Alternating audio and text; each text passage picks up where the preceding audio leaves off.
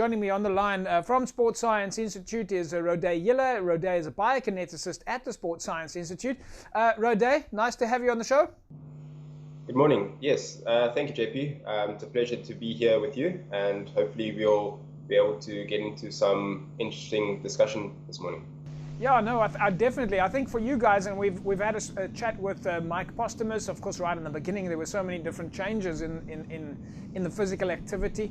We also last week on the show had Olivia Bloomer with her yoga, and as I said to her, after the lockdown period started, it was literally the next day that we saw Sports Science come out with the online videos, and I think you guys were pretty much first with that, and yourself being one of the first instructors to do the online courses. How's that been for you?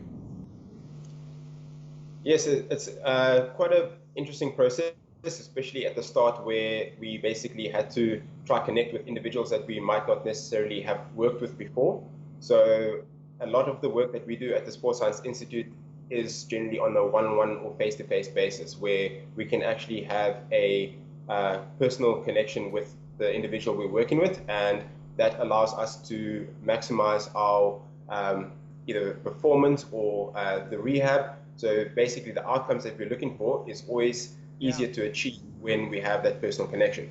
However, due to the limitations that we've had, it's quite challenging, and we just had to find our way to connect with individuals without having that face-to-face connection.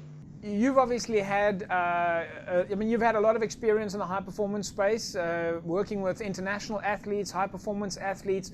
A lot of the provincial Western Cape and national teams come to Sports Science for training, and I know you're first-hand involved with Ajax at a very high level. But you've generally got people right in front of you, and you're able to show all the different dynamics of the physical training. So how are you finding those tricks now? How are you now making those connections via video?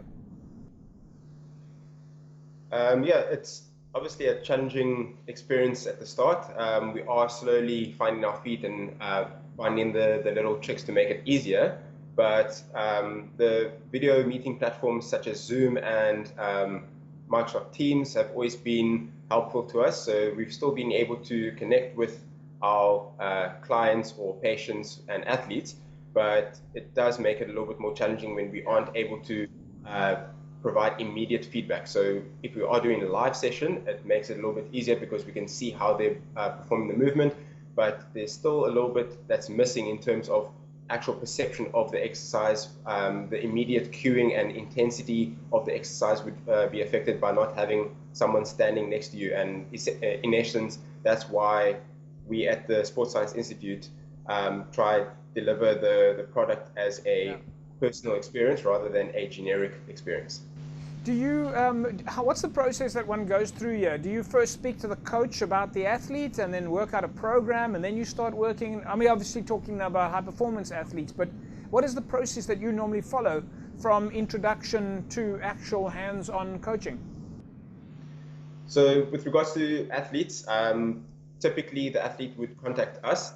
Sometimes there is a coach that we've previously worked with and they send their athletes through to us, but we would start off by having a consultation with the athlete, and that's a moment for us to essentially find out what it is that they're looking to achieve with our sessions. We can get a baseline of what their previous experience is, as well as any previous injuries, and from there we go into the planning process.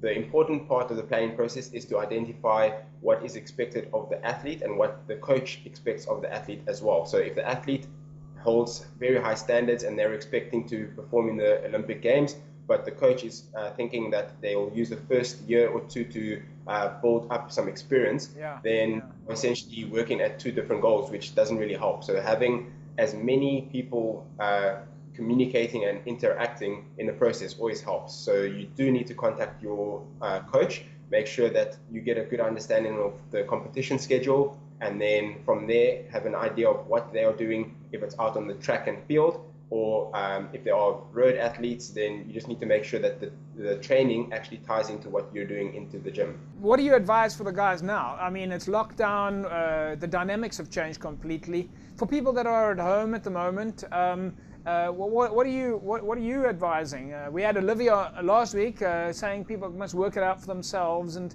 kind of choose what they want to do, and that there are different modalities from stretching to strength and so on.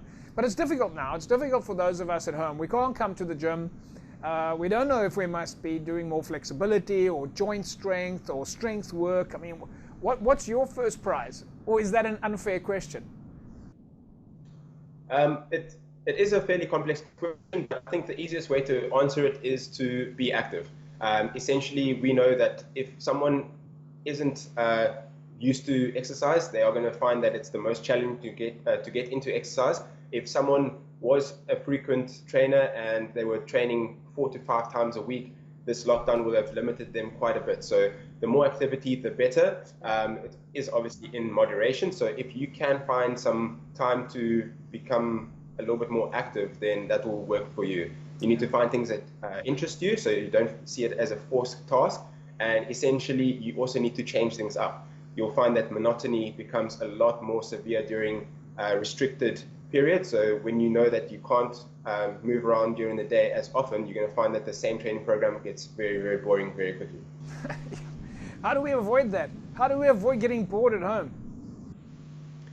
That becomes way too tricky. So you need stimulus, but it just needs to be a varying stimulus. So essentially, if you were to identify what your training goals were, so if we say, I need to work on my strength, you just need to find different ways to work with strength. So you can actually play around with different movements, you can play around with different skills, and essentially, if you have strength as your focus, you know that you're not going to be jumping around on the spot, because that would be more for either your plyometric or your explosive and powerful movements. So identifying your goal and working around there, rather than saying, I'm just going to do a whole lot of combinations and hope for the best.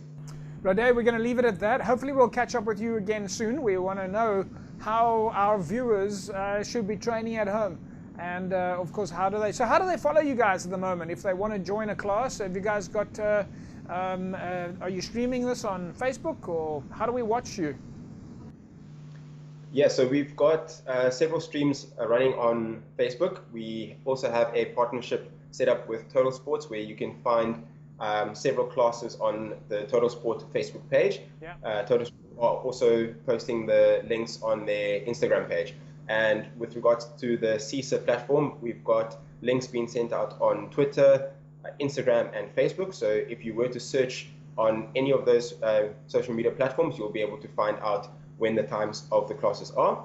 And furthermore, we've got the CISA app, where you can actually sign up and view several different classes depending on what it is you're looking for. Well, that's fantastic. So, right.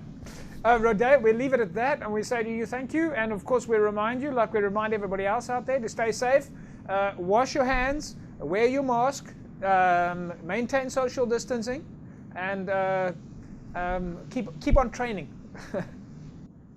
Thanks very much, Epi. Thanks, folks. Thanks, folks. Rodet, Yila there, of course, biokineticists at Sports Science Institute. They've got some fantastic classes that are running via live stream at the moment. Just go and do a search for them on the internet, www.ssisa.com, Sports Science Institute South Africa. They've got some live streams running on Facebook. So if you're not sure about what to do at home, you just jump on one of the streams and you'll be able to stay active at home.